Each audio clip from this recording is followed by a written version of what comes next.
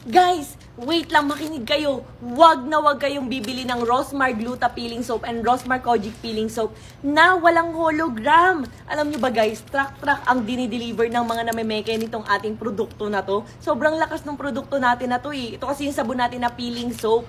Yes, Gluta Peeling Soap, Kojic Peeling Soap. Sobrang bongga na pwede sa 7 years old pataas, buntis at lactating, and for face and body. Ayun nga, nawindang ako kasi ang dami nagsasend sa akin ng mga nare-release, mga dumarating sa kanila, hindi daw mabula, amoy parang amoy kandila. Guys, sobrang bango nitong sabon natin na to. Ang kaibahan lang, ang dami kasing nakakatanggap ng peking Rosmar soaps natin. Kaya nga, lagi kong sinasabi, ayan o, kapag ka walang hologram na ganyan, i-report nyo yung pinagbilhan nyo kasi peke po yung natanggap nyo. Ang ating Rosmar soaps, guys, saktuhan lang yung bula niya. Hindi rin super mabula, pero mabula din siya. Kasi guys, pag sobrang mabula, sobrang daming chemical nun. Ganun kasi yun ha. Kaya lagi nyong iisipin yun. Kagaya nung, alam nyo na isa kong brand na pinopromote, yung Kabog Soap, sobrang hindi rin siya mabula. Pero iyan, pwede nyo naman gamitan ng mga ganito guys, ng mga mesh net, para mas maging mabula siya. Ganun kasi guys, kapag medyo may pagka-natural ang sabon, hindi masyadong makemikal.